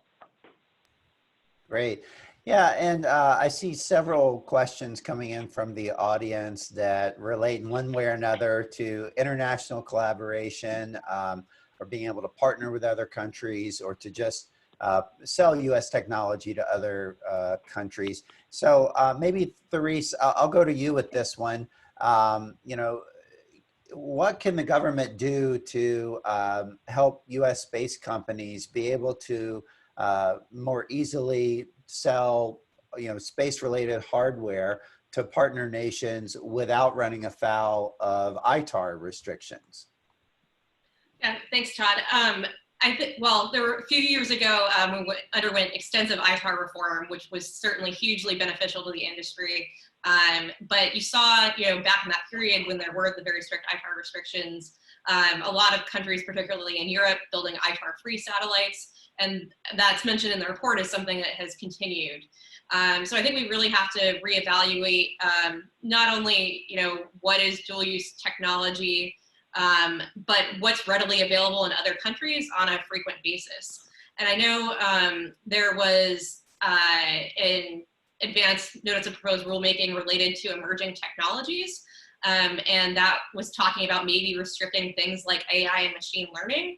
And I think that that is sort of putting the cart before the horse, and, you know, potentially really restricting an area of innovation that will be really important to the U.S., particularly for things like remote sensing and data analytics, where we don't fully understand the impact of those technologies. Yeah, I don't know if others of you on the panel have perspectives on that. Pavia, do you have any comments? Sure. I think one thing we need to understand is there's somehow sometimes a sense that when there's international collaborations, there is, you know, we save money. And that's always a good aspiration. I don't think we should make that assumption. International collaborations are much more about geopolitics and global leadership in space, which are perfectly legitimate goals for us to have as a nation. We should just not start with this assumption that may or may not come true, that, you know, if we have more people involved, you know, it's less money. Just that was my only point to make. Any other thoughts on the panel? Sure. Mandy? So I'll just chime in. I agree with what the other panelists had said, that especially the more frequent evaluation of what the key technologies to be considered should be. Then another thing that may clarify as well, which is what can you address through ITAR control mechanisms, maybe rather through looking at it from a different kind of ConOps. So for example, like one thing that we're looking at doing with our launch platform, so we're launching from a 747 aircraft that we can move around. So we can maintain control of the system from an ITAR perspective, but we can still be mobile and move it around. So if there's a way through ConOps that you can control how the system is moving or how the hardware is moving, so where the end user, the allied country, can get access to the service that they want or the data that they need, but through a ConOps change rather than just through forbidding transfer of an asset or through honest export or through total export of an asset, that could be an option to help streamline some of this. And Kevin, I think you wanted to weigh in as well? Yeah, I'd just say what everyone's highlighting is the fact that when it comes to export control reforms and things like that, you know, there's been an active effort underway directed by SPD2.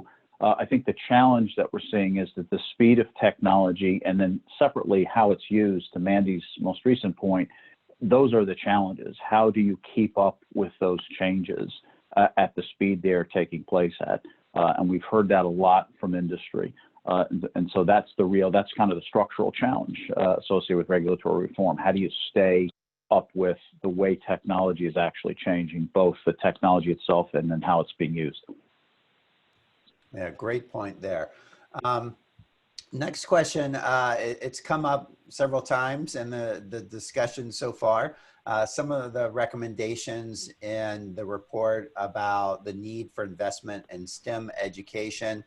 So from Therese and Mandy, I want to get your perspectives on how big of an issue is this for industry? Is the lack of STEM graduates really holding our companies back? And then from Pavia and Kevin, I want to get your thoughts on this idea of something like ROTC scholarships to fund people to go into STEM programs as undergraduates and then require them to work in the field for some period of time after that. So Therese, why don't we start with you? What's your perspective on how big of an issue this is? I mean, I think certainly getting qualified engineering and other STEM grads is an issue, but I think I've heard more that the issue is getting students that have been involved in different trade crafts.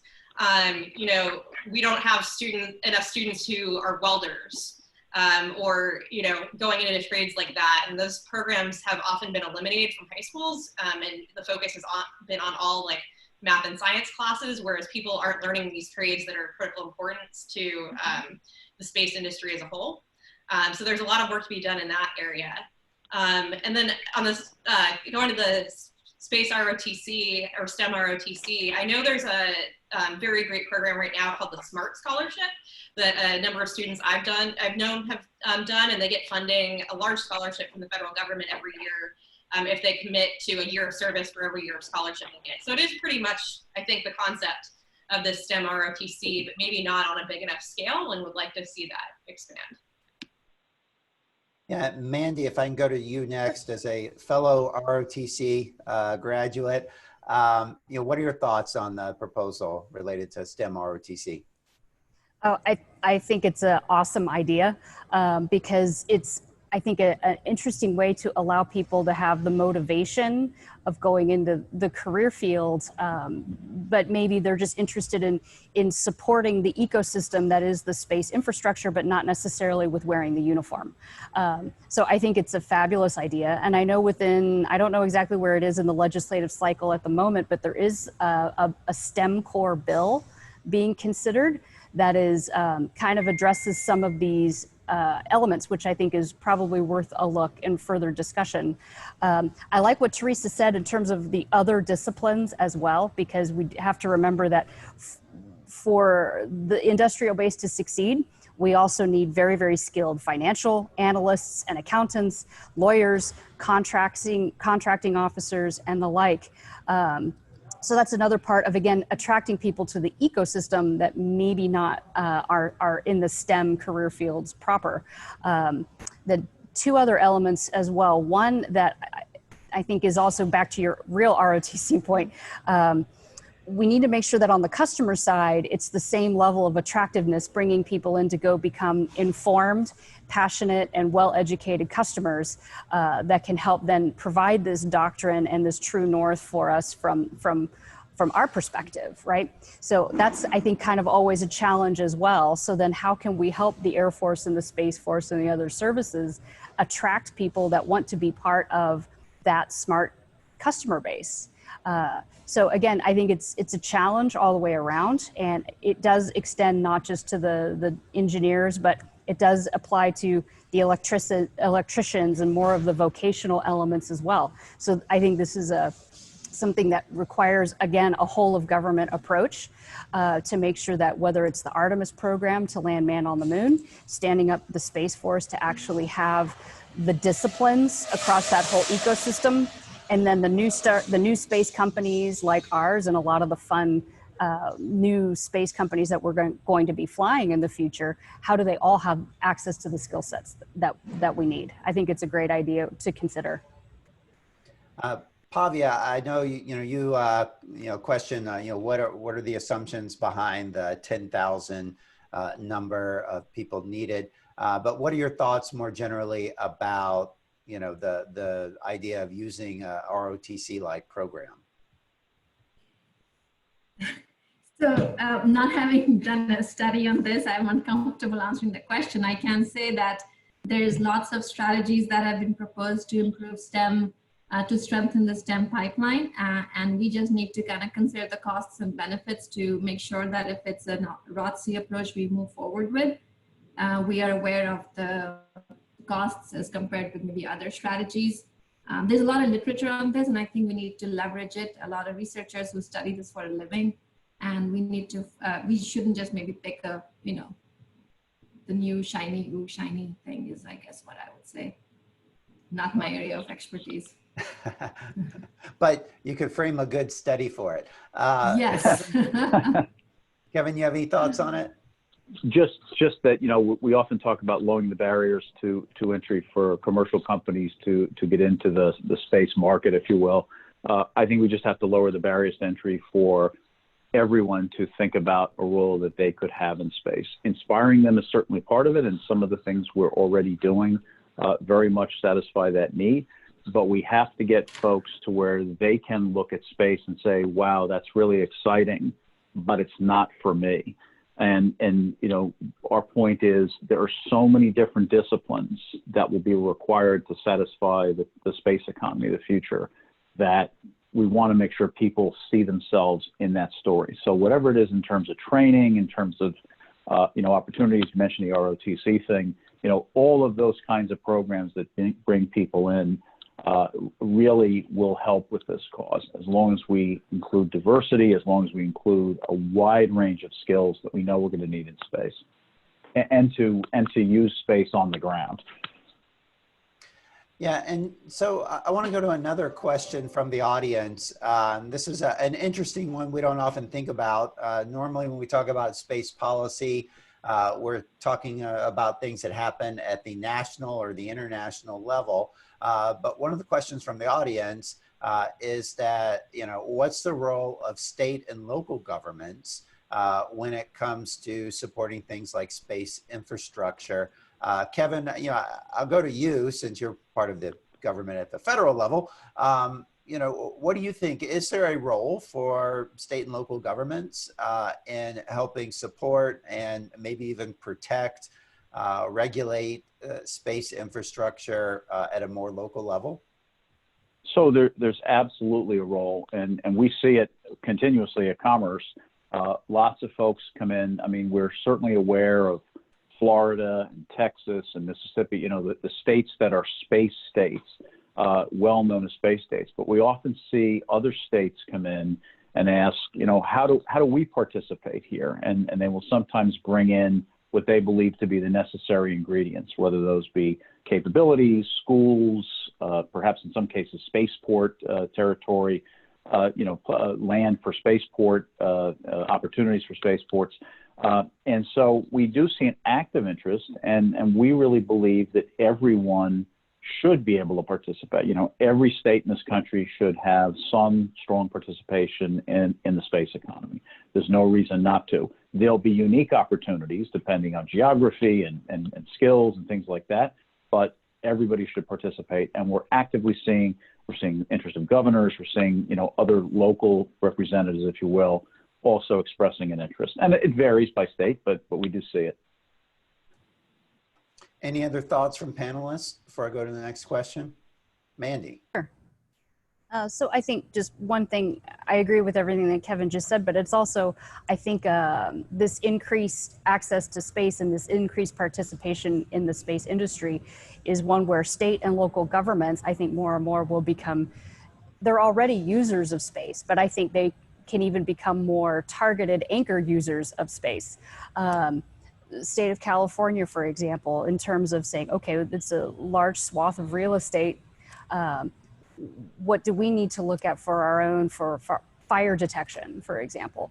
So there's various entities within state and local governments that I think with this new kind of the virtuous cycle, as Colonel Felt likes to call it, they could become their own users as well as their own creator of the ecosystem to be able to fill a niche that is of more importance to them as a local government than might make it in terms of a requirements list from the Space Force, for example. So I think this increased access in the virtuous cycle is only going to help create even more of the ecosystem that can benefit at the state and local level. It's a fun time. Yeah, we are treading close to the line of talking about whether or not we need a Space National Guard, but I won't go there on this discussion. Mandy, there's a question from the audience for you, from Gordon Ressler, who I imagine you might know. If the U.S. were to increase modularity and the commoditization of space systems, how do you see that as affecting the small launch industry and even more broadly, the overall space industrial base? Oh, that's great. And good question. And Gordon was a great moderator during the workshop back in May too. So it definitely helped foster fun discussion. So I think modularity with this whole new ecosystem of the small launch vehicles, I think it allows us to really look at modularity differently. When you're talking about a primary payload that is still relatively small, do no harm criteria can be different. Maybe we don't have to have CubeSats that are so containerized that you're just basically putting a case of Red Bull into a shoebox to be able to have everything be so containerized from this billion-dollar asset that you have to protect from the primary payload. So I think this new sector of the small launch vehicles can really change what does it mean to be a primary versus a rideshare. How can we kind of open the aperture to have maybe more mass efficient ways that we can put a variety of payloads together to where things don't have to be completely containerized, so I can take more payload and less payload adapter. I think it's a ripe field for exploration, and I know that the Air Force and the Aerospace Corp have been looking at this in terms of both what could be a more, I'd say more open standard to be able to let people experiment with a little more freedom than a classic CubeSat form factor. Things like the ESPA and possibly even larger or more irregular. But then the other elements of that tie into a lot of the things we've discussed here. How do we then allow for payloaders to manifest late? How does that relay into the FAA launch license timeline? If we have to know what the payload is 6 months out because of the FAA launch license requirements, it kind of makes it hard to swap a payload out at the last minute. So what are both the regulatory, the mathematical, analytical things that we can do ahead of time? Coupled loads analysis can be kind of a heavy lift on the engineering side. How can we be able to say, hey, if it's the CG is within bounds XYZ, swap it out and move along? How can we leverage towards the tactical element of this in terms of timelines, pre-programmed flight profiles, pre-planned mission analysis to where it's then only a day or maybe even hours before that we can run a COLA when we say it's going to be this final trajectory. So I think there's this whole chain of how can we parallelize the payload development, the payload interface standards, the regulatory framework, the licensing framework, and the engineering analysis to be able to maximize flexibility across all of that to where it's like buying an airline ticket. I can fly first class to London tonight, or I can play the frequent flyer mile game and go in 6 months, whatever. But I know exactly what I need and what my bounds are of being able to make such a purchase. So I think there's a fun framework to be had there to be able to flesh out what are these ConOps and standard operating procedures to be able to be more flexible and more responsive. Thank you. That's excellent points. We're almost out of time. I've got one final question for the panel. It's the $1 million or maybe $1 billion question. You know, a lot of folks look at the plans for big satellite constellations that we see right now. You know, things like Starlink, OneWeb, talking about launching hundreds, thousands of satellites in the near future. And they actually are starting to launch right now. And, you know, some people are more critical or pessimistic of this and saying that, hey, you know, we may be in the middle of a space bubble right now, and that bubble could pop in the next few years, you know, like it did in the early 2000s, and we could see a big reshuffling and decline in the space industry. From each of your perspectives, do you think we're at risk of a space bubble right now? And what do you think the future is going to look like over the next 5 or 10 years? Therese, why don't we go to you first, and I'll go around. I mean, there's certainly a lot of companies that are competing, particularly in LEO right now. And I certainly think we may see some mergers and acquisitions. We already saw the OneWeb bankruptcy, though that was obviously partially impacted by COVID. We did some calculations, and there are over 107,000 satellites that are supposed to come on, will be in low Earth orbit over the next 10 years. So quite a changing environment. We're trying to get a hold ourselves on how many may exist. You know, conservative estimate 10% of that, but who knows? We could have 107,000 satellites, and more licenses could also be proposed. But we really want to think about milestones in space safety, and so that's sort of something that we're discussing internally and trying to work with Kevin's office on. But also, you know, ensuring that if some of these constellations do end up undergoing bankruptcy, you know, making sure that hostile space actors don't get a hold of them, and that they're responsibly deorbited are things that we're having a lot of discussions about right now. Pavia, what are your thoughts on, is there a space bubble right now? I think there's absolutely a space bubble.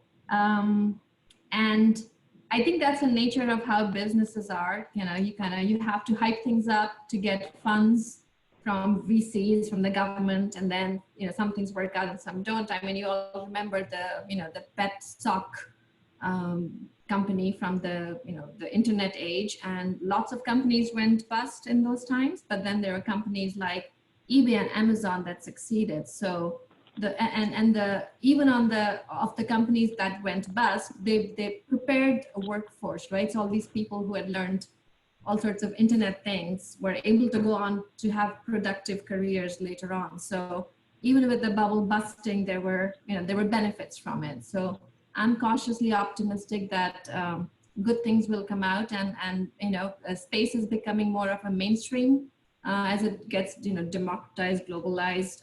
It's a sector of the economy, and it is starting to behave like that, and maybe that's okay.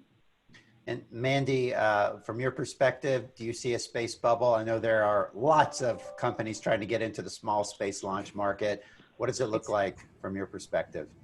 So I think from a whole industry perspective, I don't believe that it's necessarily a bubble, but I do agree with what Therese said, that there will certainly be some M&A activity, and certainly in some specific areas contraction. of course, in the small satellite launch market, there's not room for 140 competitors. I think we can all violently agree on that point. So there will definitely be some sort of shakeout there. But is it a bubble to where nobody succeeds in this sector? I don't believe so. I think we've transitioned past the point where we really see not just economic utility, but also military utility from this sector of small satellites, that we're just on the precipice of what really could be this virtuous cycle. And I know that that sounds a lot like when SpaceX started with Falcon 1 in the early 2000s, but the technology base is very different 20 years later. So I think it's definitely going to change, but I don't think it's necessarily at an industry level a bubble. But certainly change is coming. Hopefully good change. All right. And Kevin, I'll give you the final word. So I agree with many of the things my colleagues have said. We don't see it as a space bubble at all. What we see is a transition to what you might call a normal market, a place where there are going to be successes, there are going to be failures, there's going to be consolidation, there's going to be M&A. A couple of factors that I think bring less risk in this time frame. One, a much more savvy investment and insurance community about space absolutely helps here. And again, some folks on the line may be of the vintage where you remember that financial folks 20 years ago would say, oh, space is cool, here, take some money, not knowing anything about space. Those communities today understand a lot about the space community and what makes a space business succeed or fail. And so that's a positive development. And so what we want to do is to bring the new entrepreneurs that are coming into the market, make sure they have a fighting chance. And I would divide those up into two categories that we see at Commerce. One is a category of people who want to take existing commercial capabilities and actually try to do the business a different way. And that may be in space, or it may be because they have a call center that operates more efficiently. It could be any one of the 100 things that we're seeing people look at to transform current commercial capabilities. Then there are the people that are trying to bring wholly new capabilities into the market. And so we want to encourage all of that. I will foot stomp the last point. Teresa hit on it already. Obviously, one of the things we're worried quite a bit about at Commerce is the space safety and sustainability issue, because that's a necessary requirement for the growth of space commerce the way we're seeing it today.